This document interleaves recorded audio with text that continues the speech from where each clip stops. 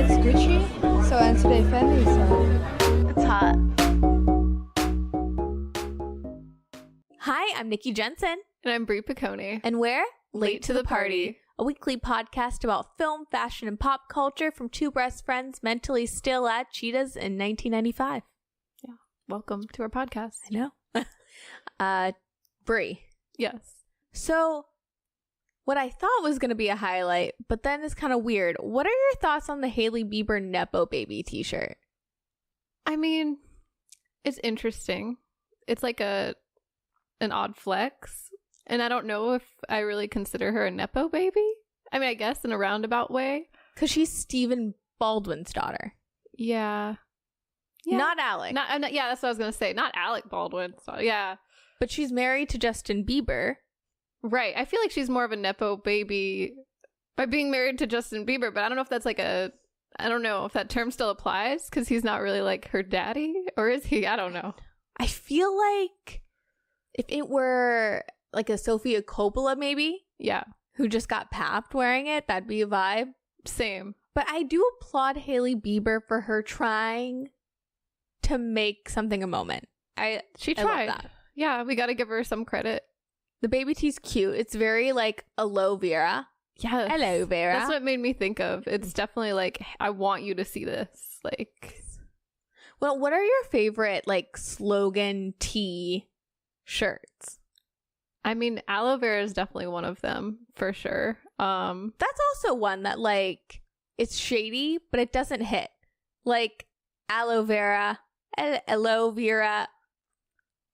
Yeah, it's maybe not the best one, but I like how extra it is and how like, I don't know, she really took the time. Julia's Arts and Crafts, like Yeah, level of it's a good. yeah. You don't see a lot of handmade ones. Yeah. But I would say that one, and maybe like the Britney Spears one where she's like, I am the American dream. That one's good. For some reason I thought you were gonna do the Dump Him, the Juicy Couture shirt. I mean, yeah, that I feel like Britney Spears in general has like the best slogan tees. Just, you know, if we're like ranking them or something, like she's probably like the queen of slogan tees. Which do you think she's an AI? Like, is she like? Are they hiding Britney Spears away, and is she a robot? You know, I haven't heard this theory, but I've heard a lot of theories that she's not actually married, and it's all like sham. And I don't know. It's been really coming up a lot on my TikTok. Same. Like My all algorithm's gone wild. Yeah, and like some of the videos are kind of convincing. I'm like, oh no, maybe it's like there's no guests at the party, or there are a few stars, but they're like, it just looks so empty there. And then they show like outfits that she had on like the same day as another photo shoot, and it all looks staged or something. And they're all, which is what I've kind of been saying this whole time. All of her Instagram videos are all Shein tops and like outfits, which is kind of weird. Yeah, And it's all the same. Like you can say they all were on the same day, like taken, but it's been like 3 years now where she's continuously wearing the same outfits. it's a little weird. Yeah, I'm like, is this just like a catalog of videos that were regurgitated, or like I wonder if she's trying to put some hidden messages in her like descriptions or something, because people are like, what does this mean? Because she'll do like lengthy comments that are kind of they seem sarcastic or something. Maybe, but then it's also the thing of like at her wedding, everyone's moved to the side, like so she could be photoshopped in, and like no one's really acknowledging her except Paris Hilton. Yeah, it's weird. It's very, very weird. Like, okay, Britney Spears and Paris Hilton, yes, they have that iconic photo of them partying together, But they're not besties. no, they were never like that close, and it was towards like Britney Spears' Spiral back in like 06, 07. Yeah. So then why last year were we like, yeah, Paris Hilton's freeing Britney?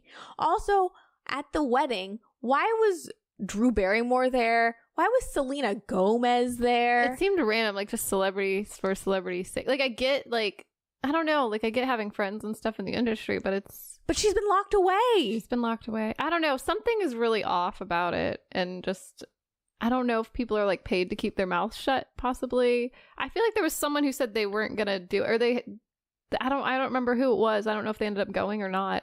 I gotta research and get back to you because I don't want to spew any false information. I know. Well, okay. It's like, as much as I like Paris Hilton, especially for what she gave us in the early aughts, do I, like, if you were like, is she a good person? I think based on nothing and not knowing her personally, I would probably say no. So, but also, I just don't want to believe. I want to believe this good girl, like, good person narrative about Drew Barrymore, though. And that one would hurt me. Yeah. Everyone else can whatever. Like, well, maybe she was oblivious. Maybe she's like, oh my God, Brittany's married. Then you get, I don't know. Or maybe it's, I don't know. Everything is a lie. I hate to be Drew cynical. Barrymore would never be that oblivious because she's been like, she went to rehab at like 13. She knows this industry. Yeah. It's a conspiracy. I don't know. Yeah, I don't want to think about that. Something is awry. And also, to circle it back, Brie. Yeah. Britney Spears, if she had a message, all she would need to do was put on a slogan tee. That's true. Why doesn't she just put slogan tees? Brittany, put on the slogan tees. Let us know what's happening, what you're feeling. I mean, truly. What's the tea? She always, remember in the early aughts, like the Dump Him or the Sexy or what, I Am the American Dream. She was letting us know via her slogan tees. Right. Also, it's like we shamed her way too much as a society because I long for the days of Britney Spears wearing a slogan tee and walking out of a 7-Eleven barefoot with some Cheetos. Amen. That's relatable. That's real. Yeah. She's real. Also, it gives me vibes to the other night when I totally was like, I need Cheetos.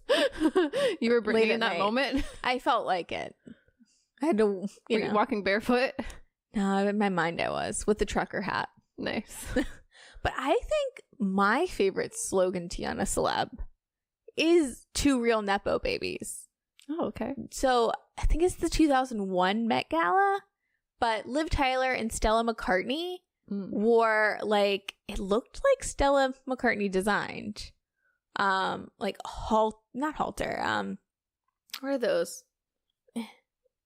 Oh, like a one shoulder? Like, yeah, one shoulder, rhinestone studded shirts that said rock royalty. I love that.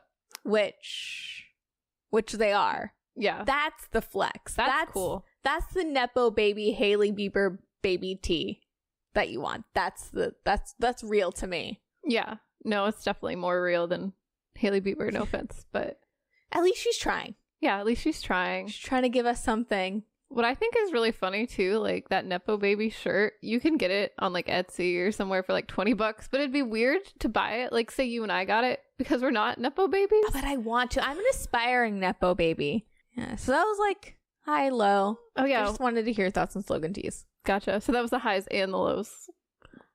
Mostly low. Mostly lows. Because it was a low, Vera. Yeah. Just because it didn't give. Didn't hit. Yeah. But you know what hit, and I'm embarrassed to admit.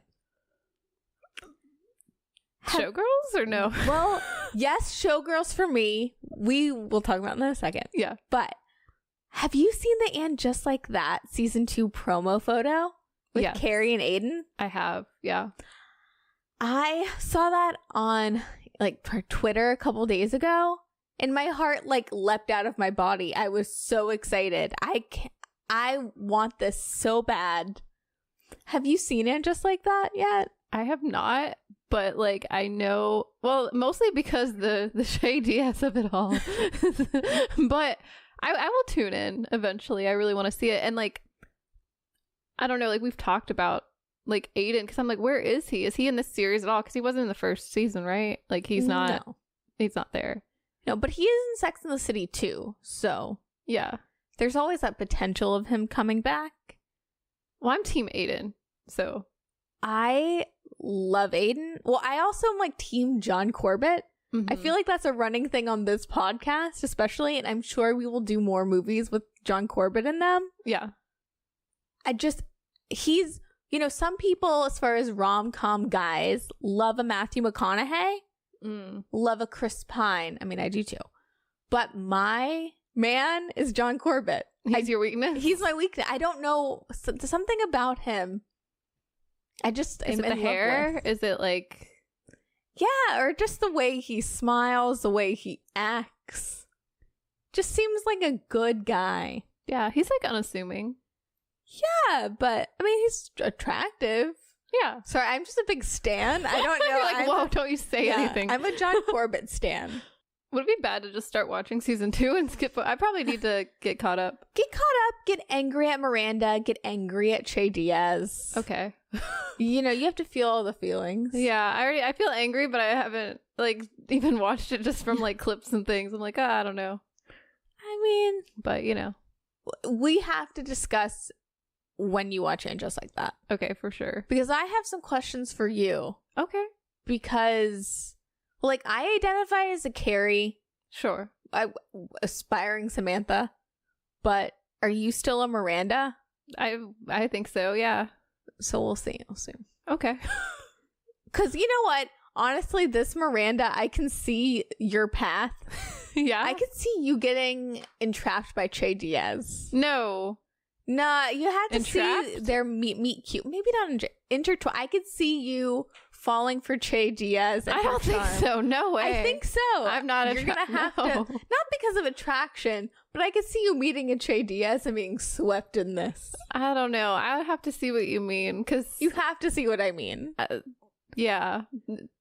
Okay. Because Che Diaz is fun. Okay. I mean, she's much. And I don't like it's her. the fun factor. Yeah. Like, I could just like... Someone who knows how to have a good time. I mean, maybe. Yeah. I could see I'll give you her a just chance. being like at a funeral, being like, ooh, that gal has a weed pen. Woo! I don't know. Let's fly to Ohio. I'm spontaneous. I Oh, could boy. see you having a Miranda Does moment. that have like a midlife crisis, maybe? No, I can see you fully being like, I'm gonna go to LA With Che Diaz? with Che Diaz, No, I don't. possessed by Che. Oh my god. Am I that susceptible? I think anyone is under the right circumstances. Okay. But to segue, Yeah. you know, I think Che Diaz, the Che Diaz effect, Uh-huh. is a very similar effect that Nomi goes through. Elizabeth Berkley's character in Showgirls, which is what we're talking about today. Yeah. Yeah, like, have you seen Showgirls before? Yes. We watched it. No, I mean, like, you know what I mean? Oh, no. You mean like... I thought you were trying to pretend like we hadn't watched it together the other day. No! Oh, you mean like before? Yeah. No. Definitely not.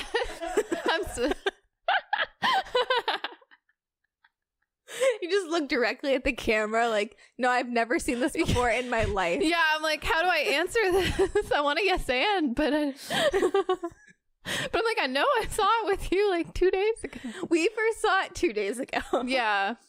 Yeah, it was Yeah. 2 days ago. Yeah, when I saw Showgirls, I was 2 days ago old. A real Nepo baby. Yeah. Yeah, I did not see it in 95. Oh my, we were literally babies. Yeah, that would not have been allowed because apparently the NC-17 means... See, I didn't realize this because I thought that this... I totally misunderstood this rating because I thought that existed when we were like kids and stuff, and I thought that was like It R. did. But I don't know. I guess you can go into a rated R movie with an adult, but not the 17. It's very confusing. Well, so it's been throughout our entire lifetime because I listened to a podcast. You must remember this about the MPAA rating system and these types of movies. And she just discussed Paul Verhoeven, who directed Showgirls, but also Fatal Attraction and, you know, just a bunch of those movies in the 70s and 80s and early 90s. Anyways, so in our lifetime, we've always had the MPAA ratings. Like, do you remember going to the movies and seeing the marquee, like, poster with, like, the kids with the bunny outfits and it's, like, a illustration Like of, like G, and there's, like, a kid with, like, a bunny costume, and then there's, like, PG, and there's, like, teens, and I remember you know. a chart of sorts for sure. Yeah. So, since 1990, we've had that system of, G for kids, so PG with parental guardians, PG-13 are NC-17. I have a question. Yeah. So before that, was it just like Wild West of movies? Well, yes and no. I think, like, from my understanding, like in the 70s and the early 80s, things weren't rated, and it was the Wild West, essentially, or it was very broad. Mm-hmm. And then in the 80s, kind of the Reagan era. Oh, okay. Well, even before that, because like in the 70s, there was the X rating. Right. But then you get the Reagan era, the middle time, where the X rating has kind of been appropriated, like after films like Deep Throat and the like, and then, double, triple X rated thing. Okay. I've heard of the that. X ratings gotten appropriated. We'll just keep adding the X's on. There's 10,000 X's. Dang. Okay. But it's like the MPAA didn't really know what to do, so they created that system. And at first it was a little more broad, and then by 1990 they came to the conclusion about the NC-17. Gotcha. Being like, that's the X. That'll be the okay. Or that's the movie that, we still want to have free speech, but we also, don't want children and like losing money because of complaints or whatever. And yeah. It's so interesting. 17, not 18. Just nope, 17. Huh. Yeah.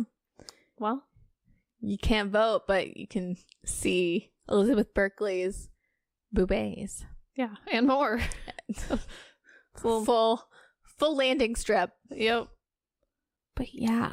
No, okay. So Showgirls is a 1995 erotic pulp noir comedy drama. Noir. Directed by Paul Verhoeven and starring Elizabeth Berkley, Cal McLaughlin, and Gina Gershon. Yeah. Showgirls, it's a cult classic. Yeah. And I understand why. But I want to hear your thoughts on this, because I feel like they're different. I feel like half this movie, it's just Nomi kind of manipulating people to get what she wants. And being like a chameleon soul of sorts. I don't know. Not to quote Lana Del Rey, but I mean, yes. I don't know. I'm so perplexed by every single decision Nomi makes in this movie. Yeah. And how they wrote every single scene and every single bit of dialogue, and then how it's acted by Elizabeth Berkley. It like, I hear what they're saying, it makes sense, but something always trips me up about it, because it's like they never match. Like the actions never match their words, or the words never match their actions. Yeah. So I'm so perplexed. Yeah, this movie really confused me. Like, mostly her character and then like her love interest as well was very confusing to me. Zach? Is that his name? Or Crystal Connors? Because which one is really the love interest? I don't. Well, see, yeah, that's another thing, is that I feel like she has multiple love interests, like potentially 4. I don't know. And no, it's the guy who was like the bouncer, and he like follows her to her trailer. Like they were pushing. Like that just seemed like he was more interested in her, maybe, because he kind of stalks her. But we drop him. It's like we'll drop characters. Yeah. But then, I mean, right out of the gate, Nomi, when she gets to town, so like this movie starts and she's hitchhiking and she meets the guy who looks like the dude from Lazy Town, like the villain in Lazy Town. And he was like kind of scary. True. But then I thought they were going to be a love interest because she acts flirty and he acts flirty, but then all of a sudden she's like, she has a knife out. She's like, and then all of a sudden he mugs her. But then she meets her second love interest. Right. I think her name was Molly? Yes. Is Molly Brown? I don't know. I didn't catch last names. Everything happens so fast in this movie. Like way too fast. Yeah. Like she hikes to Vegas. Yep. Meets Molly. Yeah, but she like meets her in the parking lot, right? Like she's like beating on her car, I guess, just because she's upset Because about the Lazy Town villains stole her luggage. Yeah, but you don't beat on someone's car, especially that you don't know in a town you're not familiar. Like Molly was about to beat her up. But then Nomi projectile vomits. Yeah. And then she runs into the street. Yep. And then Molly saves her, and then they're in love. I don't know. And then they live together. Are they, like, I feel like with every relationship Nomi has, Yeah. like starting with Molly, their first meet, like they will get so, like she gets so close to her and like they're touching noses and vibing, and you think that they're gonna kiss, But they don't. even though Nomi has like vomit coming out of her mouth, but you think they're gonna kiss, Yeah. but they share like a deep bond. I guess. Is that really how that happens? Like that fast? I don't know. I guess if someone saves your life, I mean, you're like grateful and stuff, but like, I don't know. I don't know. You just vomited. You're right. Like, that's not, I don't know. I mean, people are into crazy things. True. But yeah. So then they are friends. Yeah. Which, can I just say, this movie is written like someone's on cocaine? Maybe they were. Like this, yeah, it happens. Everything is just like, a lot of chopping. Yes. So is it before this or after this that they like go to Molly's trailer and Nomi's like crazy about chips? Yeah, I think it's like after that. Yeah. Because I would say, is this misogynistic? Like, do women only care about looking good in chips? But I don't think so. I kind of think this is accurate. It might be. Yeah. Because this is all I care about. I care about looking good and I care about chips. Yeah, I don't think that part's misogynistic. I didn't think so. No. There's a lot of other parts that I think definitely are. Okay, because I feel like, is it Joe Esterhaus? I think he nailed it with women liking chips. Yeah, no, it's true. I mean, I love chips. Same. I'm not trying to deny it. I'm always looking for my chips. Yeah. Trying to get my nails right. Yeah, never come out right. Chips. Nails and chips. But yeah, oh my god. Can we talk about my favorite scene in the whole entire movie? Sure. When they go out, Molly and Nomi go out to eat, and right out of the gate, Elizabeth Berkley's like throwing her fries. Yeah, she's like slamming things like on that the table. ketchup. And she asks Nomi, like, where are you from? And she's like, I don't know, different places. And like throws her full of fries. I don't understand this scene at all. It's like literally Molly just buys her food. She's like, here you go, just being nice. And she's like, it's like, girl, calm down. Like, why is Nomi so like, I don't know. Do you think, because I know that Elizabeth Berkley got maligned for this role. Yeah. And she didn't work. She got dropped by her agent. Yeah. So I'm just very confused by her performance in general. Yeah. Do you think this is a good performance? I don't, but I don't know. It's definitely interesting. I don't know if it's like, if it's all her or some of how she was directed, but it's definitely not like she's gonna win an Oscar or something over it. You know what I mean? It's not like, because I think she's so over the top and everyone else is so subtle with everything, like their choices. So I don't know if it's just acting choices or what, because she's like so heightened, like everything. And I guess that's like part of like the camp of it, is her being so over the top. But like, yeah, I don't know. I watched some clips of Saved by the Bell just to like compare, because I'm like, you know, because that's a little before our time, not to flex. Right? Yeah, I've never really. Well, I haven't watched an episode or two. I've seen it around. But... I've seen the episode of her taking the pills, being like, "I'm so excited, I'm so scared." Yeah. See, I feel like that was like a bit of like what is it? What's the word when you're like foreshadowing? Yeah, to like her character Nomi, because. You know, it's kind of a similar trajectory. But she, like, what I realized, though, like, her character in Saved by the Bell, or just, like, her acting in general, like, she emotes a lot in Saved by the Bell, or at least in that one scene where she's so excited. Because I can't say I've seen a lot of Saved by the Bell. But, like, in Showgirls, we don't see any vulnerability from her. Like, not really. Like, she has like a facade. I mean, obviously we're all vulnerable and stuff, but like, she doesn't really let it show. You know, she doesn't have any real breakdowns. I mean, she pushes people down the stairs. She like, you know, she's very like, I don't know, ready to fight. Like, she's not like, she doesn't let it down really. I think I think screenplay wise, yes. Sorry. I do have a different take on her performance, but first, producer Ben has his hand raised. Oh, no, wait, I raised my hand for a second because you had bumped the mic. And I think that was me, actually. It was Nikki a while ago, but then afterwards I threw a thumbs up. You're good to go. Oh, okay. Okay. Because you were a fan of Saved by the Bell, I hear. Yeah, and I think it's fair to mention that those were caffeine pills that she was taking. Oh. So it's not that dramatic of a thing. That's what's crazy about it. I is that she's Percocets or something. Strung out on caffeine pills. So, like, what are those called? Not the one a day. They're not called one a days. That's the vitamin. Yeah. No, the 5-hour energy. She was basically taking pill form 5-hour energy. Oh, dang.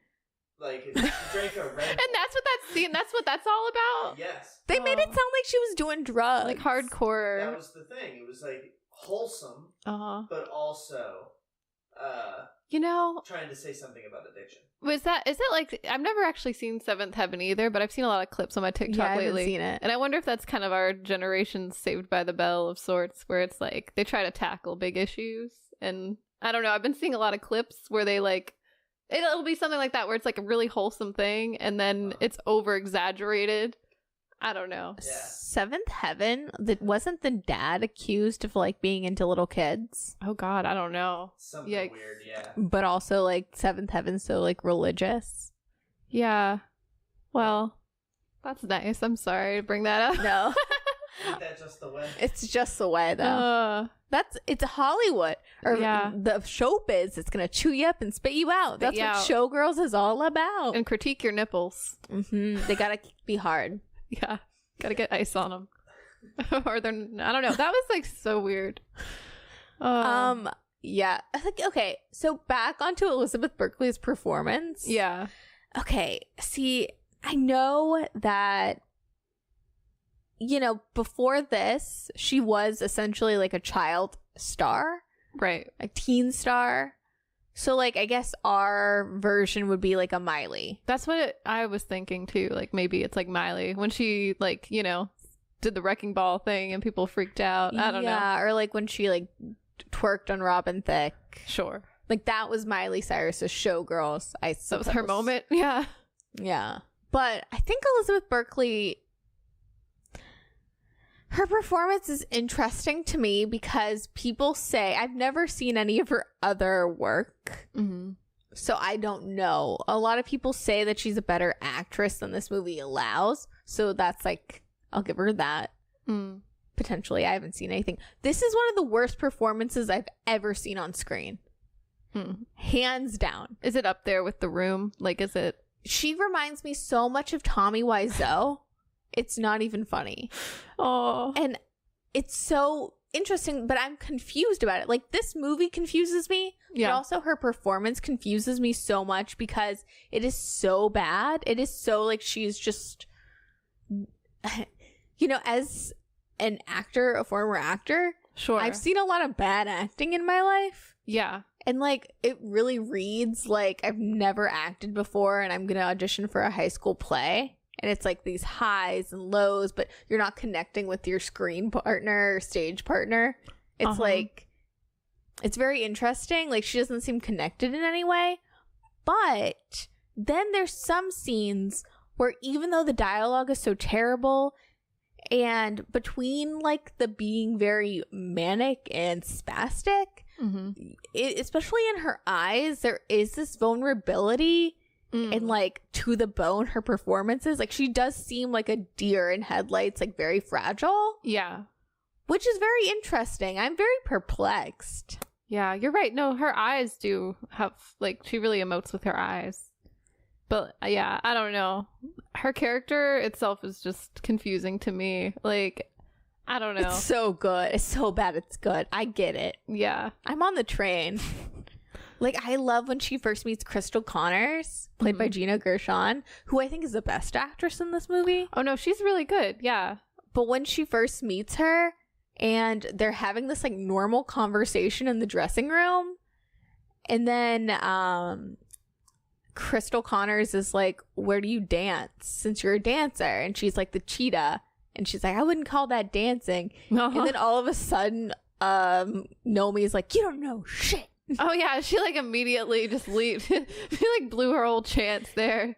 That's how she reacts to everything, though. It's like at the drop of the hat, she's like, fuck you, you don't know shit. And then she's like, whoa, relationship over. It's so good, though. Yeah. It's so random. It's like, you wouldn't, I don't know, it's so over the You top. never see it coming. Like, No. She really keeps you on your toes. It's like the best comedy of our time, I think. I agree. No, I laughed so hard at, like, a lot of the scenes, but... Oh, what else? I was so perplexed, too. Like, she wants to be a showgirl, Yeah. right? That's why she goes to Vegas, to be a dancer. Right. But right away, she's like, I'm going to go to the cheetah and strip. Like, it's not a bad thing. But then sometimes it seems like it is a bad thing. But she wants to be at the Goddesses with Gina Gershon. Right. And everyone looks down at the cheetah. But is she against it? I don't know. Maybe she doesn't have the confused. formal training of the dancer. Though maybe it's just an aspiration. You know what I mean? Like, maybe that's her experience. Is that, you know, she knows how to strip, and maybe she can dance, but maybe she doesn't have that, like, no one to back her up. Like, you know, she hasn't worked with anyone, like, in that capacity at all. So she's just really just trying to get her foot in the door, I guess. I don't know. Have you seen the trailer for this movie, by the way? No. Because the trailer is actually 10 times better than the actual movie. Like, it paints it in a, like it's like, oh, a girl after her dreams, and what will you do? It's like, what would you do for fame? What would you do for, I don't know, all these things. And But this movie never conveys doesn't. anything. I feel like there's too much nudity in this movie. Really? Like, just a little bit too much. Just a little, because I feel like some scenes could be, like, some of the scenes don't need to be as long as they are. Some are fine, but others, I'm like, we could focus on, like, the characters of the story a little more. I'm in love with that. I don't this movie is so high camp. This movie is bad, and I love that about it. I mean, I'm perplexed, don't get me wrong, but I love that. Yeah. And I love that everyone's just naked. There's so many boobs and boob tassels, and I've seen so many landing strips now, and it's so 90s, and I love it. It's such a vibe. Yeah. I don't know. I loved when she paints her nipples red, and I don't know why. Oh my god, that was so weird. Yeah, what was up with that? It was I don't supposed to know. distract the guy? I mean, what? I don't know. Maybe it's a special trick. I don't know. I was into it. Yeah. But you know what's so interesting, though? I found out that the choreographer of Showgirls also did the Austin Powers movie. Oh my god. And really? it makes sense. That makes so much all sense. the Yes, hands. I know I've seen this somewhere before. Do-do-do-do. I'm like, where is this from? Oh my god, Austin Powers. that would be a fun mashup. Like, if someone wanted to mash up those movies, you know? Yes, that makes me so happy. Just Yeah. to know all the, the moves in this movie, because they're not sexy. That's the funniest part. Yes, that's another thing I was, like, thinking. Like, the dances themselves are not that great, to be honest. Like, some moves are all right, but it's not like, oh my god, this is like the best show on earth, and you know what I mean? Like, I'm like, Yeah. what is up with this one Vegas show? Is Nomi a good stripper? Is she?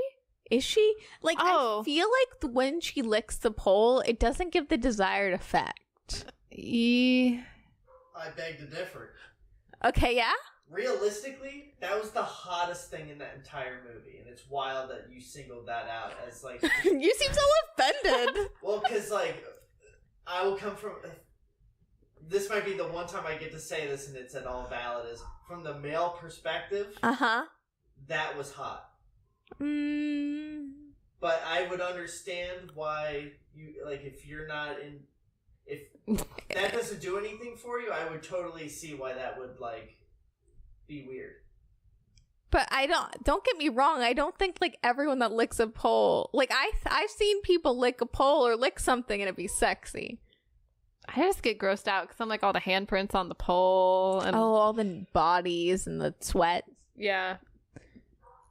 But I mean, it could be hot. I don't think the pole licking was that bad, actually. I thought it was kind of hot. But her dances, like, leading up to that moment, I don't think were that... Like, they're like, she's the best dancer here. And I'm like, really? Because she's like, like, all her movements are really, like, she's, like, popping and locking. She's almost giving Julia Stiles and Save the Last Dance. Yeah, it's a little intense. I from this movie, I was really expecting more of, like, maybe, like, a flash dance approach. Yeah. You know what I mean? Like, something that I'm like, ooh, wow, the art of dance. But no, I didn't see that.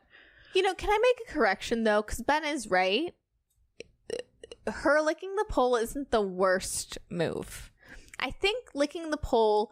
Like, doing that dance and then licking the pole is a precursor to when she gives people lap dances and has sex with people. And that's when it takes a turn for the worst. Or the better, because those were my favorite scenes. Was it the worst or the best? Like, she meets Kyle MacLachlan's character, Zach Carey, Yep. who's he runs the Goddess show and is the girl or the boyfriend of Gina Gershon's Crystal Connors. Yeah, which they're both kind of weird. Very weird. Like, I don't know. I'm very confused because they're both kind of checking her out. So I don't know. I think that they, everyone's maybe they're swingers. Paul Verhoeven, I think, is probably just like, yeah, I know Hollywood. It's a bunch of bisexual swingers. Huh. Which is always proven true. I mean, you always hear the rumors. Bisexual swinger rumors? Well, like... This is the first time hearing. Think about it. Even, like, Richard Pryor apparently banged Marlon Brando. I was about to say Marlon Brando. Yeah. According to some reports, allegedly David Bowie and Mick Jagger were hooking up with each other and that found out by the main... Well, in that one music video. Dancing in the Street? Yeah, Dancing in the Street. You can tell if you just watch that music video. It's true. That's also cocaine. Was it James Dean, too? Was he... Maybe James I don't know. Dean? Or am I just... Definitely Rock Hudson was gay. But, everyone's gay. Is that what they're trying to say? Like... Subtext? I don't know. Or there's no subtext. Yeah, it's hard to tell. Maybe Paul Verhoeven was just like, you know what would be hot? The guy and the girl. Yeah. But like, so her lap dance, which she does look at Gina Gershon the whole time. Yeah. So I get homoerotic, which I like more. I like when she's in love with the ladies, not the guys. In this movie, it doesn't make as much sense either. No. For some reason, they don't have as much chemistry. Yeah, everything involving guys in this movie is just weird. Not even like bad because I'm like, I hate men. It's just like, see ya, you're not surfing any purpose. Yeah. But the Zach guy, because he can pull the strings a bit, right? Yeah. And he has the Spider-Man 3 hair too. Oh, the emo Spider-Man. He's got that hair. working for him. Yeah. But anyways, when she lap dances, gives him a lap dance, and when they have sex in the pool, she does this thing. How do you describe her moves? Well, I saw someone describe it as like dolphin. I don't know, like flapping like a dolphin. I don't know. It's very like she's doing a lot of thrusting and a lot of like what's the word? Like it looks kind of like she's having a seizure or something. Freshly caught fish. Yeah. For sure. Yeah. I don't know. It looks like she's going to hurt herself or him or like someone. I don't know. Someone's going to get hurt. She looks like she, especially like in both scenes, the way she throws her head back, she would have gotten whiplash. Yeah. No, really. I don't know if it's supposed to be like sexy or something, but it's concerning. It is very concerning. It's hilarious though, because you think like, oh, yeah. they're having sex in a pool, and then she's like, bam, bam. Yeah, it's like, okay. Hey Ben. Yeah. Okay, so Kyle MacLachlan. Can we talk about him for a second? Yeah. Okay, so producer Ben loves Kyle MacLachlan. Yeah. Twin Peaks, favorite show of all time. Yeah. It's a good show. Do you love him as Trey McDougal in Sex and the City? No, I do not like him. He's also been Sex in the City. I think it's funny to see somebody that plays Cooper, like a really manly man, plays somebody that is like having a hard time staying aroused with an attractive woman. There's Justice for Charlotte. there's a bravery in as a man taking on that role, I guess, to an extent, especially at that time with the expectations and being kind of like probably viewed as like a manly man because of Agent Dale Cooper. He's a manly man. Have you not seen Twin Peaks? I have, but I just don't. He doesn't see him read as as manly man. Well, he's very. He has that. No, I agree.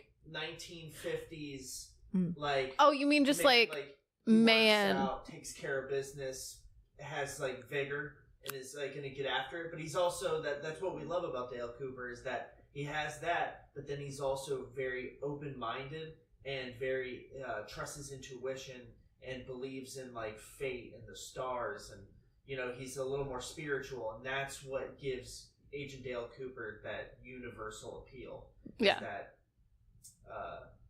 he's not afraid of his feminine side, but that's because he's such big dick energy that he can show all those different facets. So in that way, I say he's a manly man. Ben, you're so in love with him. I'm jealous. Yeah, okay, well, that to your point, that's how you let in was that Kyle MacLachlan I very much enjoyed. In love with?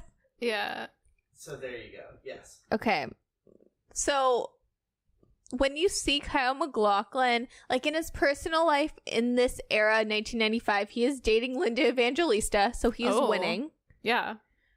That's kind of like a Crystal Connors situation. Yeah, a little bit. Like, a little, I can see. But Ben, how do you feel about Kyle MacLachlan in Showgirls? Well, top down, Mm-hmm. I think I understand what this movie's trying to do, but that somewhere in the editing or in production, something didn't add up. And I honestly think that most of these performances are working with like a bad script and maybe bad direction, but I think all of these actors are giving it their all. Like even Elizabeth Berkley, is that her name? Yeah. I even think she is doing a great job at playing somebody that is at times disconnected from people, has histrionic tendencies, needs to be the center of attention, goes off the rails when she's not getting her way. I honestly think she plays that very well, and that's what the movie's trying to do. It's just not very well communicating that outside of just straight up show don't tell. Like it is so much show don't tell that I think that it gets lost in the way that it's cut together. Yeah. So like the subtext is just the text. It's just, or not even the text, but instead of having like subtext, they're just acting out everything, every like, yes, you know, emotion. Yes. And Kyle MacLachlan in this, playing this character, I could see why he would sign on, because I think when it's pitched to you, it comes across as that dark noir, like this is like the dark side of this industry. Or like the NC-17, the Paul Verhoeven, because before, like, it's crazy to think about him being like the RoboCop dude, the Total Recall dude, the Fatal Attraction dude, and then he's gonna come out with a new movie. Because I think of him as the Starship Troopers dude, and that's a whole different vibe. Like, if he did Starship Troopers before Showgirls, then maybe I could see where these actors would be like, maybe not. But up until this point, you know? Yeah, you said a good repertoire. Yeah, like, maybe Elizabeth Berkley was like, this is going to be my Glenn Close moment. Yeah, I'm sure she thought this would be like her breakout, like, performance. This will get her somewhere, open some doors. And then I'm not a little kid anymore. People won't think of me as Jessie Spano because I have boobs. Yeah. But Ben, and then I will stop harassing you. If Elizabeth Berkley as Nomi gave you a lap dance like that, good or bad?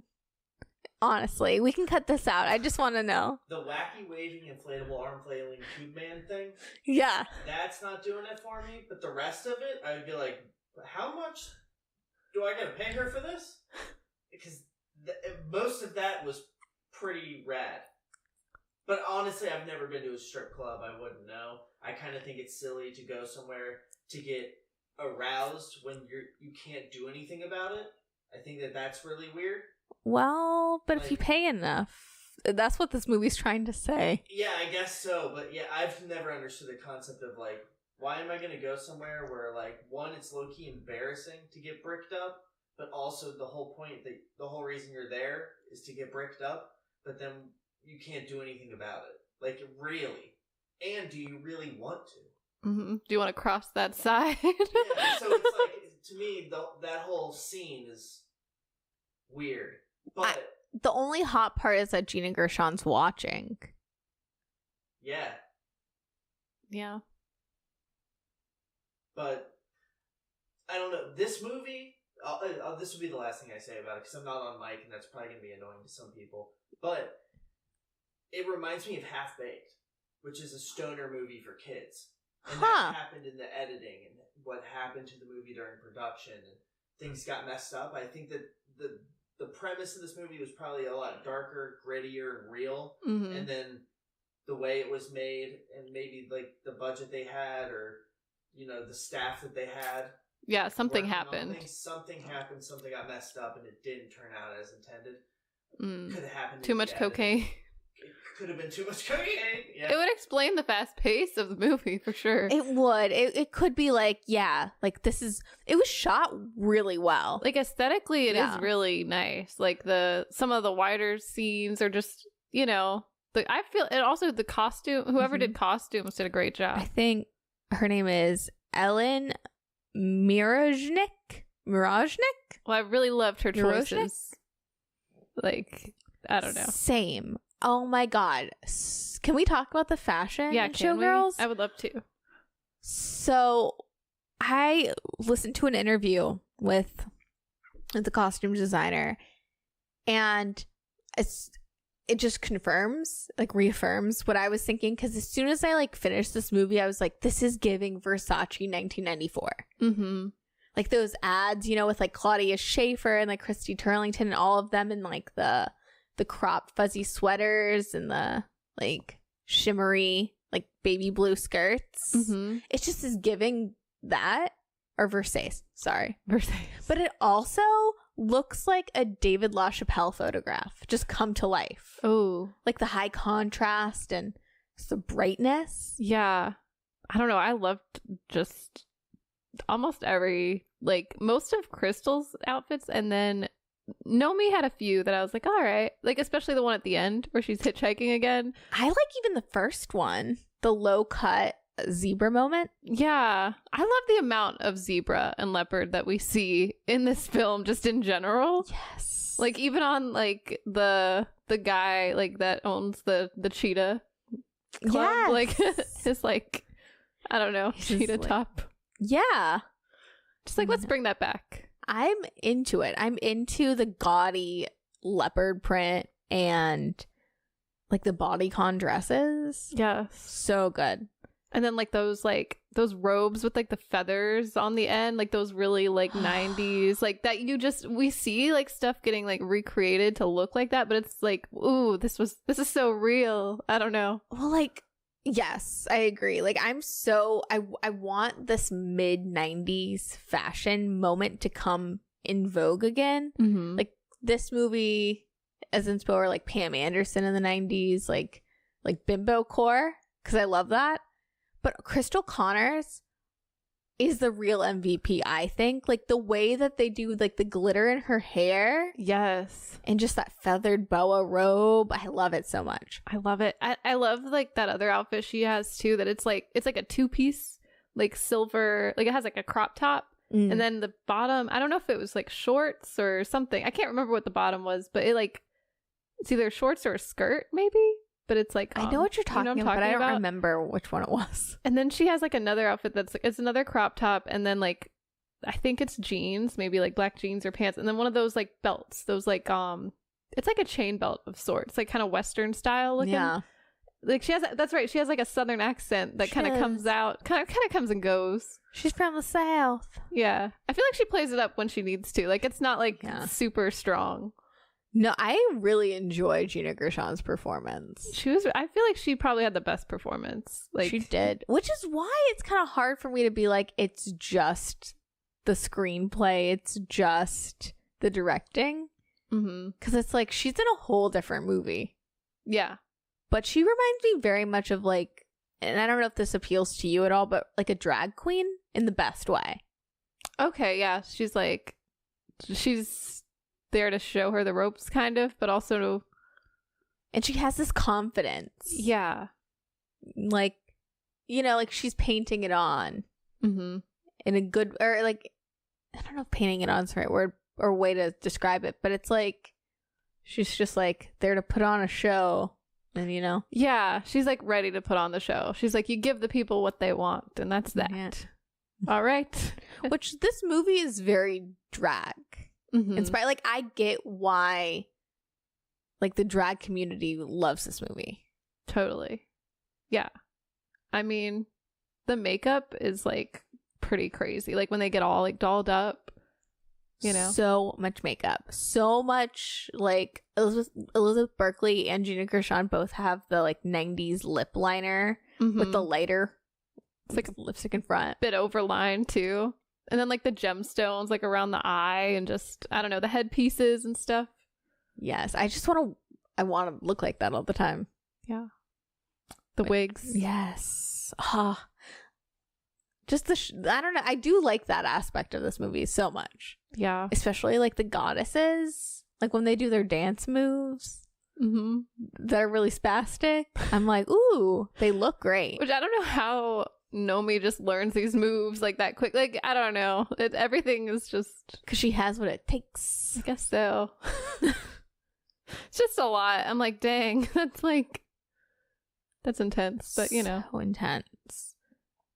I do think, like, there is a certain amount of giddiness in this film of, like, what you can get away with.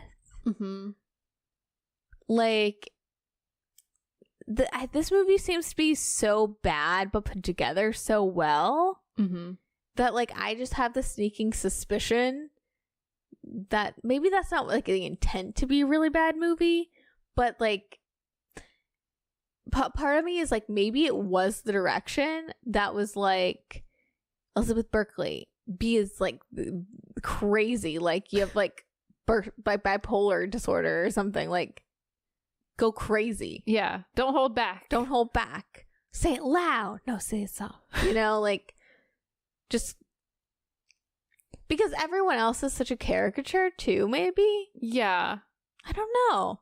I'm just perplexed. I love this movie, but I'm perplexed. Same. No, I mean, I've sat with this movie for a couple days. I'm still trying. I feel like that meme with the like the math, just like I'm like, okay, and this character, so this means this, and I'm like I get it. Like I feel like it is. I feel like it is saying something, and maybe like how we exploit women and their bodies and stuff in the industry. But at the same time, it is kind of like it is like The Room, and that it's like. I don't know, there's some parts that are just so funny that I don't think were intended to be funny. Yeah. But I don't know.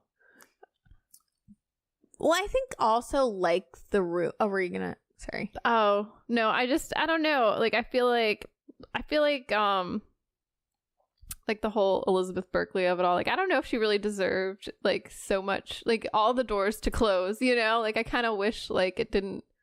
Like, it... almost I mean I don't want to say it ended her career, but it didn't really start, you know. She didn't really get it to, it was supposed to be something, and I think she's on like the reboot of Saved by the Bell or something is what I've heard, but it's not. I hope she finds something, like I hope something comes back around for her. Well, she did a lot of like guest appearances and like stage work, and you know, I mean, like it sucks that she was a target after this and dropped by her agency and really just got blacklisted, essentially. But it's also like, I don't know if, like, let's say that didn't happen. Yeah. would she have found success? I mean, you know, and this isn't trying to be shady or anything, but the cast of Saved by the Bell as a whole didn't really go off to like be movie stars. True. So at least Elizabeth Berkley did this movie, which is now like cult, like it's an iconic film now and beloved. It's just a roundabout way, but at least she went for that. That's true. It ended up resonating with some people, so that's something. Yeah, and like Cinespa a couple years ago, or like 2015 now. I guess that's not a couple years ago in my mind. I know it is in my mind too. But at the Hollywood Cemetery, they had a showing of Showgirls, and Elizabeth Berkley came out and, you know, talked about how hard it was. But, you know, one of the stories is she did the fingers and, yeah, you know, she's like, this is what y'all been waiting for. Yeah, so, you know, she's in on it now, and she seems a lot more... Yeah, made peace with it. You know, yeah, she's made peace with it. And, you know, I don't want to be like super shady, but like Tiffany Amber Thiessen didn't like become a big movie star or like didn't really take big risks like that. No, or like Dustin Diamond, rest in peace. Like he never really like was in a movie. He didn't start doing like Pauly Shore-esque movies. You know, so like Elizabeth Berkley being known for Showgirls now. True. I feel like now's a different time too, and something like this would probably like it would be more maybe revered by some critics, or it might have a mixed response, but it probably wouldn't get as much hate, you know? Yeah. Well, I mean now, okay, but hot take. I think the hate at the time of this movie, it is really sad as far as what that must have done, because she was like only 23. So that's sad.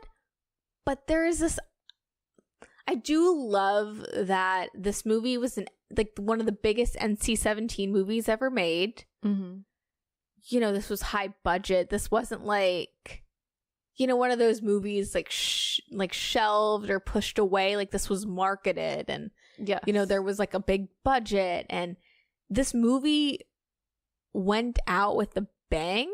Like it got 14 Razzie nominations, which is like one of the most ever. Like this movie's bad, but it's the best at being bad. We love to, well, I don't want to say hate it, but yeah.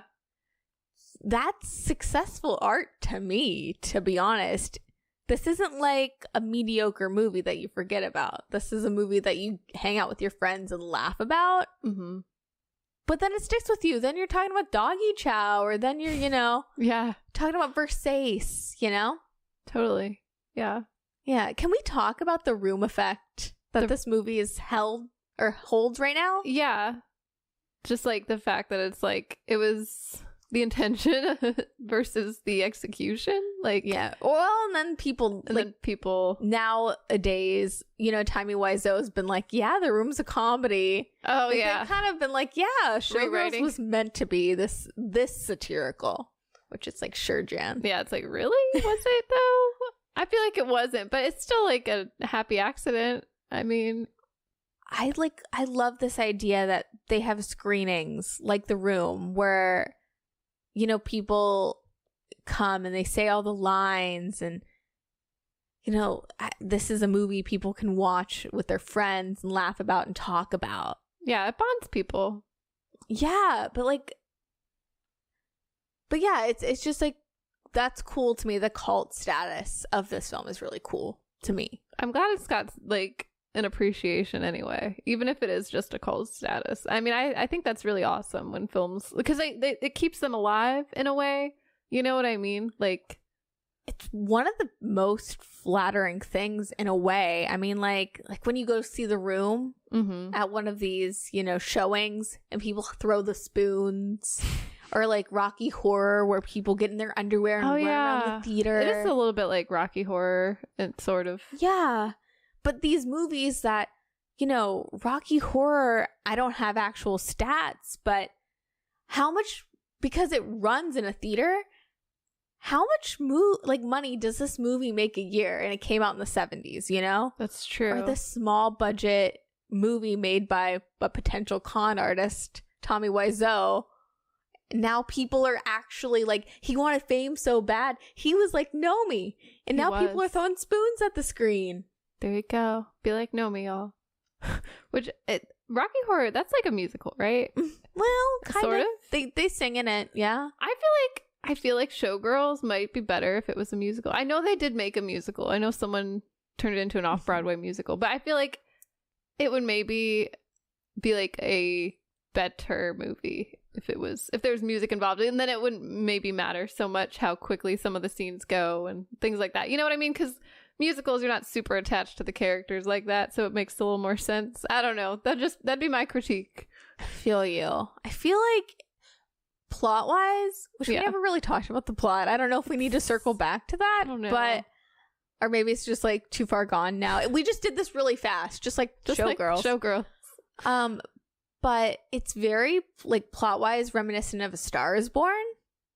Okay, yeah. Just, that rise and, like Nomi overtakes Crystal at the Vegas show and then leaves, leaves to LA. Oh, yeah. Then she kind of. Spoiler alert. After all that. Yeah. She does kind of like show up, fuck everything up, and then leave. Yeah, she's like. I know girls that are like Nomi. Yeah. Yeah.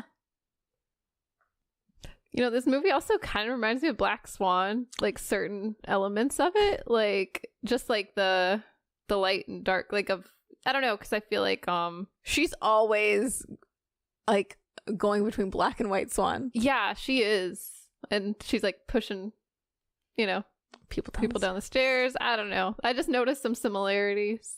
For sure. Do you think Darren Aronofsky, when he was doing Black Swan, was like watching Showgirls, getting inspo? Maybe, or maybe subconsciously, like some decisions. Like, I don't know how intentional, but there's some parallels. Someone even, I think it was, is it Jeffrey McHale, the one who did he did like that, like behind the scenes, or like that talk, or like You Don't Know Me, like the, what's the word? Like a documentary. Yeah. But he cut together a video that was like, it's basically like the audio of the trailer for Black Swan, but it's like scenes from Showgirls, but it flows together so well. And then like I saw this other like article where they take like certain frames and compare them, and just the story in general, and like like the instructor being really critical, like there's like all these things, like sleeping to get to the top, like all these like kind of, except they're just ballerinas basically.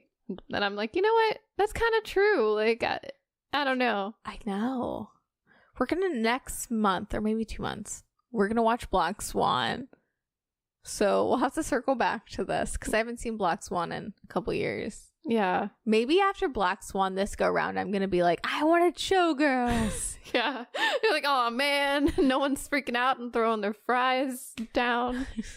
Like Natalie Portman's just like, I don't know, different places. Oh my god. Which is my favorite line delivery of all time. Same. It really gets you. It's like the first 5 or so minutes of the film, and it's just, whew. I didn't think it would be there. So good.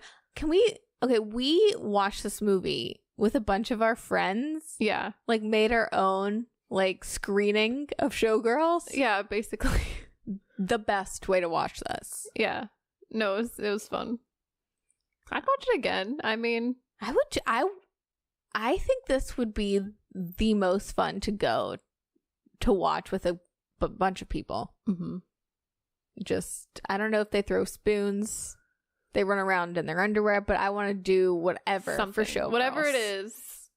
Yeah. Like, I get it. Throw doggy chow. Yeah. Everyone has to ice their nipple. Yes. I don't know. I hope so. Well, you have to. Throw ketchup bottles? Throw ketchup bottles. Yeah. I don't know. Places. And then, oh, sorry. But then everyone like, or fries. Throw some fries at the screen. Ooh, that sounds fun. Or have a seizure in your chair. Just flop like a fish when they're having sex in the pool. Just be like, ah. Just people going, lick the pole. Lick the pole. Yeah, it was definitely an experience watching this. I think, now that I'm talking about it more, I actually did enjoy it. It just was not at all what I expected. I think I was expecting Chicago. I was expecting maybe Burlesque or like, what's that other one? I don't know, just something. Burlesque wants to be Showgirls. Yeah, it definitely is not. It doesn't take it there, though. From what I remember, Christina Aguilera's acting's not really the best, but no, it's like doesn't compare to Cher. No offense. No, whoa, wagon wheel Watusi. And Stanley Tucci's in Burlesque, so oh yeah. Okay, I just want the Showgirls script, but add Stanley Tucci and Cher. I was gonna say Stanley Tucci would be great in Showgirls, but Cher, that would take it over the top. Oh my gosh, that's like Gina Gershon's like her character. That would be like, but like 10 times more like fabulous and intense, and I don't know, all dragged up. Oh, I would love that so much. Yeah. I want Stanley Tucci to play the dude that's like ice your nipples.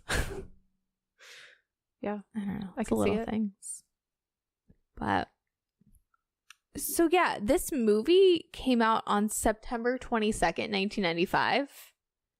And at the time, it was regarded as one of the worst movies of all time. Like right out of the gate, people were like, "This is garish and misogynistic," and a lot of controversy and hype. So like really quickly, this was like, okay, so bad. Yeah, but not in the so bad it's good territory yet. This was just like, this is the worst. I'm just gonna run by you the box office for this week. Okay. So at number 1, can you guess? September 22nd, 1995. 95. When you were just a little Nepo baby. I don't know. Like, I don't remember, because I would have been like 1. Yeah. Something like that. Yeah, I don't know. I have no clue. Guess. Any hints? Any guess? It's 95. Wait, is it Runaway Bride? No. It came out in 1999. Yeah.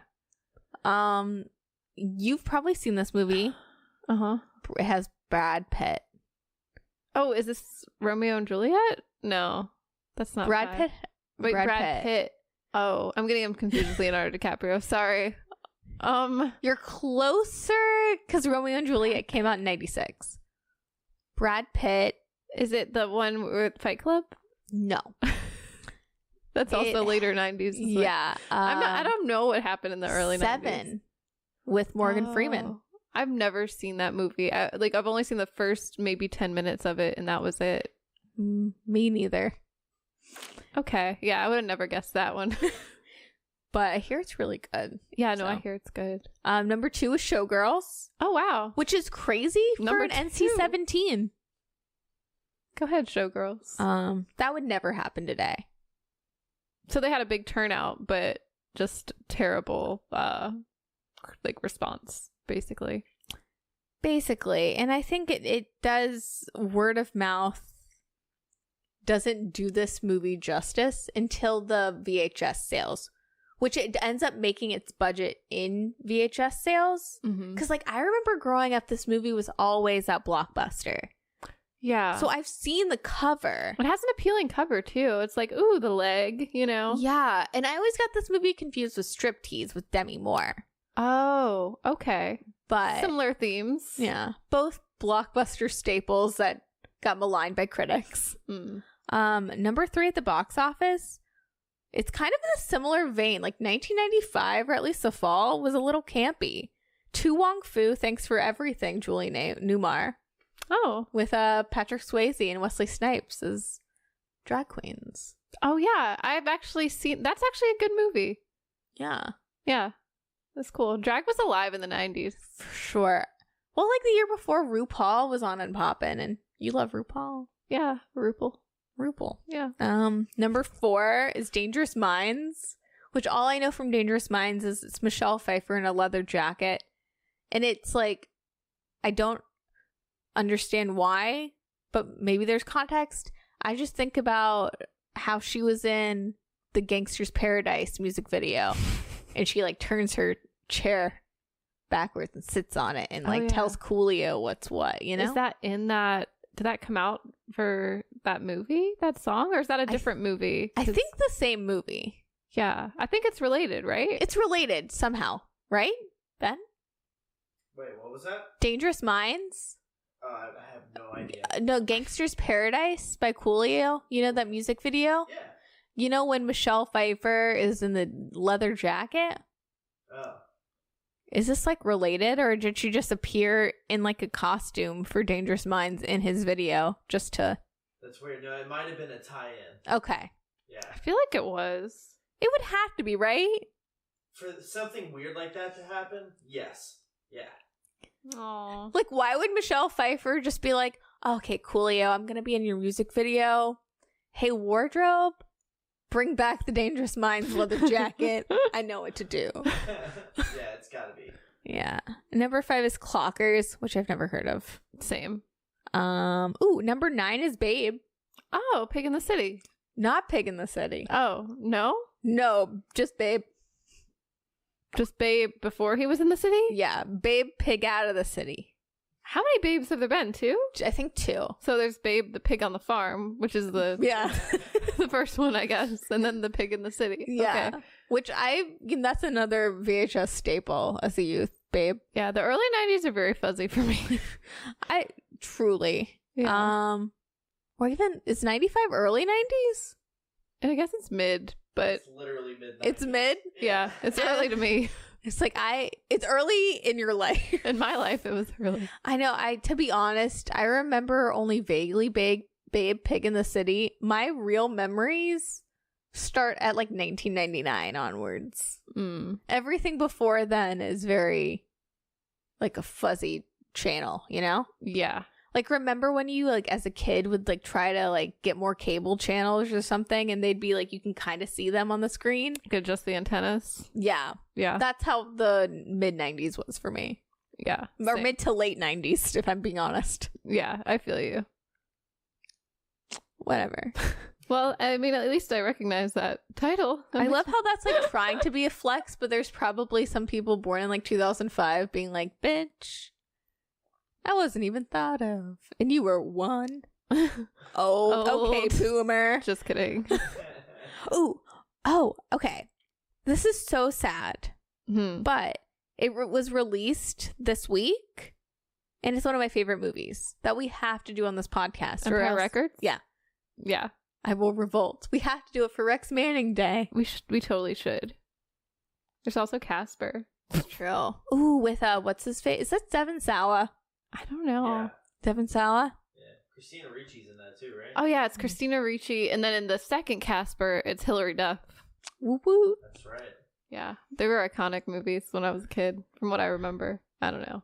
I remember Casper, this one, as like one of those movies at like the Suncoast where they'd like play. So I've only seen like the end. Oh, you've never seen it all. You gotta see it. I was so convinced as a young child that I would fall in love with a ghost boy one day, and it never happened.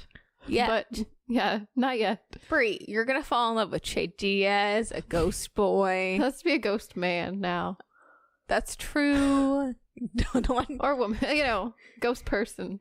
don't want you to get Of canceled. age. Only ghost Che Diaz's, ghost men, ghost dogs. I don't Like know. I'm Snoop still Dogg. skeptical about JTS. We all are until we fall under the traps of Che Diaz. Oh, okay. If you know, you know. Okay, anything else? Okay, so like the mid 90s is a very interesting time if you wanted to talk about that for 2 seconds. Like The times that I don't remember? No, I'm just kidding. Just Well, in general, like culturally, you mean? culturally, it kind of puzzles me, this movie in general, because like we were talking about striptease, which comes out the year after. Mm-hmm. And it kind of puts the kibosh on this trend Oh. of like actresses taking on these roles as strippers. Mm-hmm. But it still continues after this movie, so there is a Showgirls effect. There's a Showgirls effect.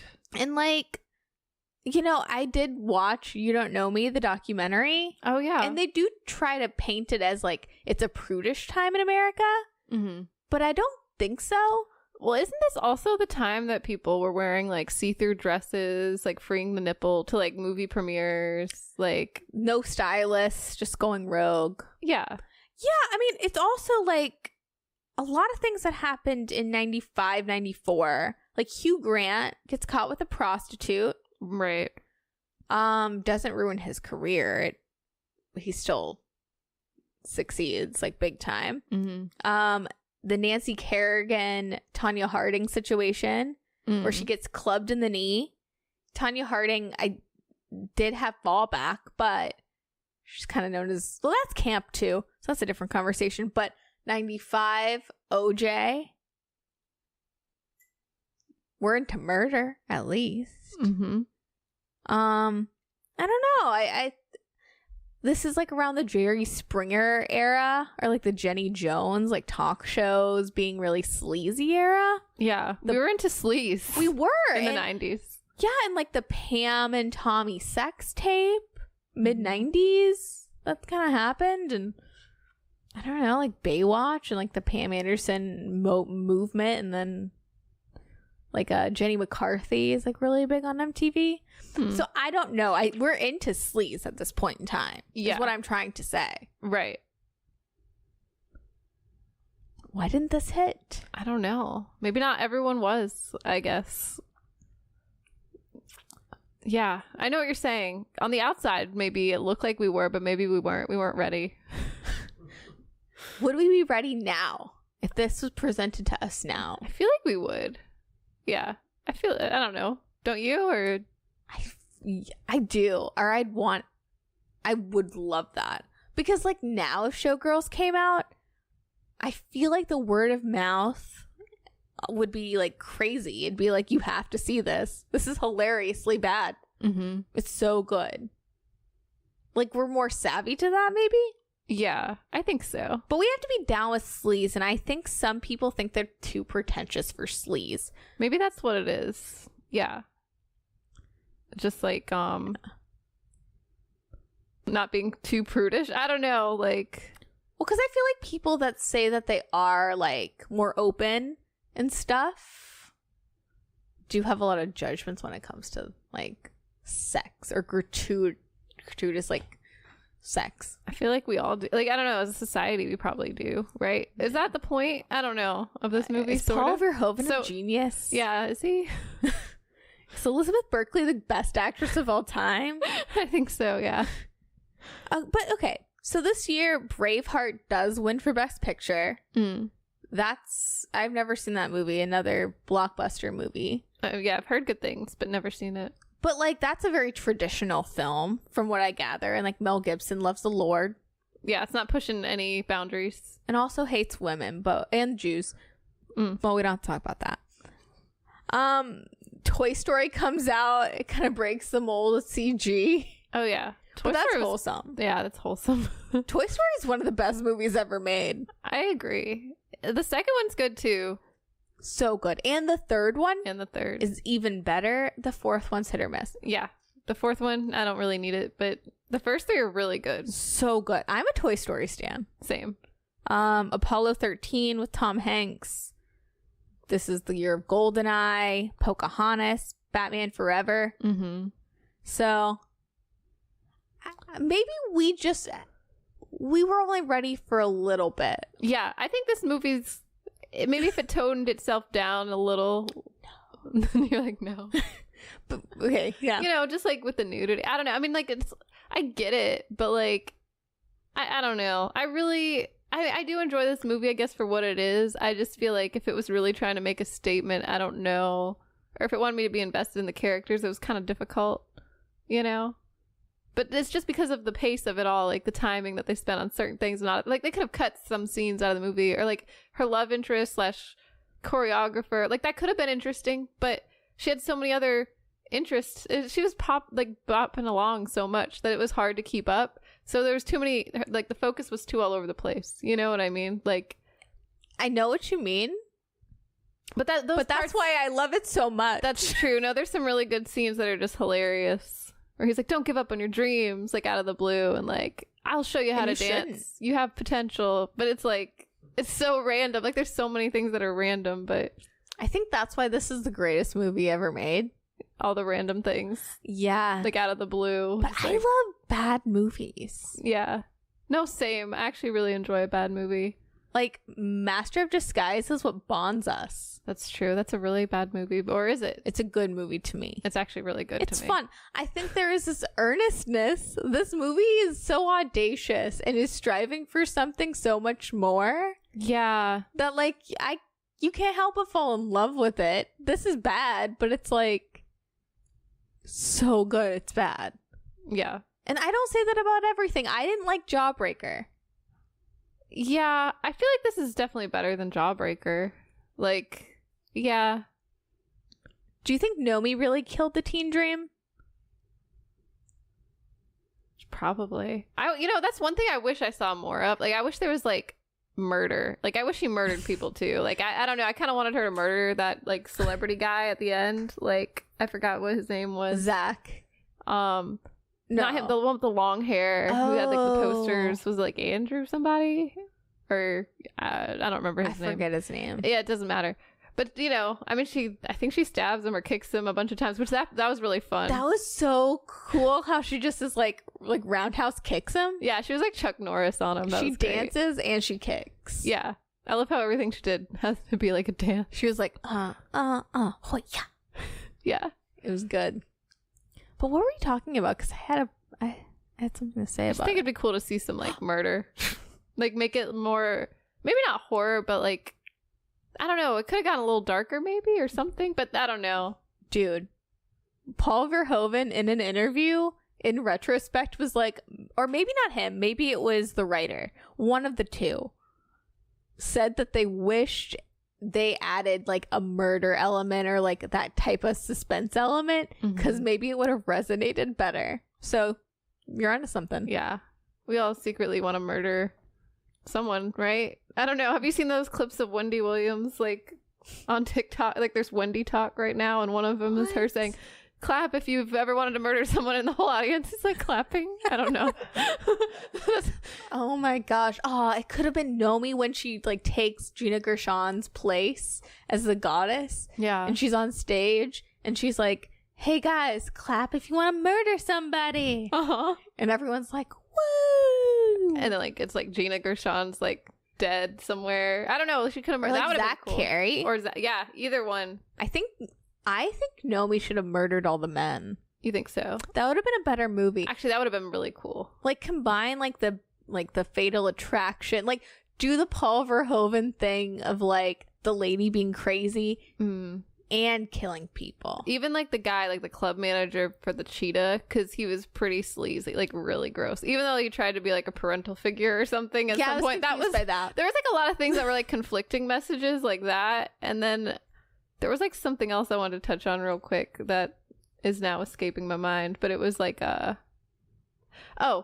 was like after she pushes Crystal Connors down the stairs and she's in the hospital and she visits her in the hospital, she's like, instead of being like mad that she like pushed her down the stairs, she's like, oh, you did me a favor, like I needed to take a break anyways. Like I'm like, what? Like, like people's reactions to her are very like, they're very cool about her like acting out and stuff, and it's just like a little strange. Well, it's like we didn't talk about, is his name James, the first like bodyguard bouncer / choreographer, potential love interest, where she like, it's implied that she can be herself around him because when she's like in dance class or at the cheetah or whatever, they're like only eat brown rice and vegetables, and like when she's with him she's like eating that hamburger. Oh, I didn't put that together. Well, I assumed that's what they were trying to say. Yeah, no, that makes sense. But then she's also like in that same scene, he's like, where are you from? And she's like, different places. Her answer to everything. She's like, shut up and leave me alone. How dare you try to get to know me? Get to know me. Okay, so this movie's the best movie of all time. Period. Case closed. Yep. But would have been better with murder. Yeah, maybe a musicale, but singing, murder. Yeah. That's, you know that there is a Showgirls 2, like an unofficial one, no, right? I was actually literally thinking like, because the way it ends, it's like she's going to LA, right? So Yes. I'm thinking like it'd be cool to have part 2, but That would be really cool. Elizabeth Berkley, like make it come happen back. now. Yeah, come back, Elizabeth. That could be like an HBO exclusive. Right? Yeah. Let's do it. But no. Okay, do you remember Hope? Sorry. Yes. Yes. Because you wouldn't fuck a penny. Uh-huh. Anyways, so there is Showgirls 2, colon. Can you guess the title of this movie? Something to do with hope, or no? It's to do with Penny. Penny. Okay. Showgirls 2. Penny for your thoughts. Pennies from heaven. From heaven. Penny apostrophe S. Penny from is from heaven. okay. Well, because the guy did say they don't want the name Penny, they want like heaven or hope. Yeah, like but also Pennies Pennies from from heaven. heaven. Is there a Louis Prima song on this? She- Because She's like licking the pole. She's like, shoopy doopy. Oh. Oh. Macaroni. Yeah, I want You to know. see it just for that. I hope that's in there. Oh, fingers crossed. How do you next watch that? episode? Showgirls 2 Pennies from Heaven. Like, do we have to get that on VHS? We can go to justwatch.com. Can we find that? Because, like, yeah, I feel like we need to follow up. Showgirls 2 Pennies from Heaven. It came out in 2011. Oh, it's only You can $1.99. get it on Google Play, YouTube, or Apple TV. Oh, you can buy it for $9.99 on Apple. You can own it. Wow. They kind of did the same thing with the leg, but I wonder who's gonna be in it, because it's definitely the Penny girl. But who is that boy? That's not the same guy. Wait, 2011? Oh, it's not gonna be the same. It's not gonna have that 90s slant to it. Mm-mm. Oh, there's trailers and teasers. Do you want to peep it? I'm like, hold up, wait. Also, I just found like something on the couch. Ah! Some Cheeto? It's like a treat. Was it Speaking of from Cheeto. those like toast cheese crackers? Yeah, I haven't had one on this couch. I did. I've eaten like most of that box. I'm gonna have to buy you another.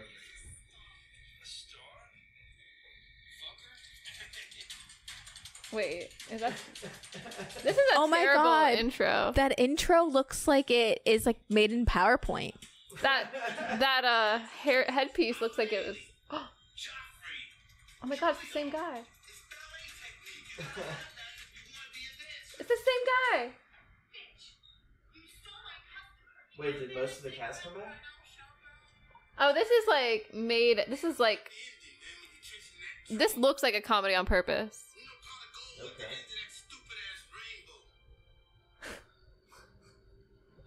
Yeah, we could have made this. She still looks great though. She looks amazing. Who, Penny? Yeah. And she's like wearing that 2010 like smoky eye with like the Viva Glam Gaga like bubblegum pink lip. Okay. Kind of a long trailer. Well, you get the gist. Wow. So next movie night, Showgirls 2 Pennies from Heaven. Yeah, totally. Let's do it. Anything else before we wrap this baby up? I'm trying to think what else. I just love how people have actually, now when you see a bad movie, some people have coined the term showgirls bad, Oh yeah, which I want to start using that's really cool. to like, because showgirls is a type of bad that's like, it's good. Yeah, But I get so, you. I'm excited to put that into my vernacular. Same. Yeah. Anything else? I don't know. I mean, I enjoyed this movie. It was a crazy experience. I feel like everyone should see this movie. You know, It's a everyone must. 17 and above, though, of course. No children under Yeah. 17. Absolutely not. But you know, it does leave you think. Like, I am still thinking about it. Like, I don't know. I think we all have a little Nomi in us in a way. We all have a dream we're chasing. You know, You don't know me. exactly. No, for sure. I think we're all a little Nomi. I think we're all a little Crystal. I think we're all, you know, a little Penny from heaven. Yeah. You know? Totally.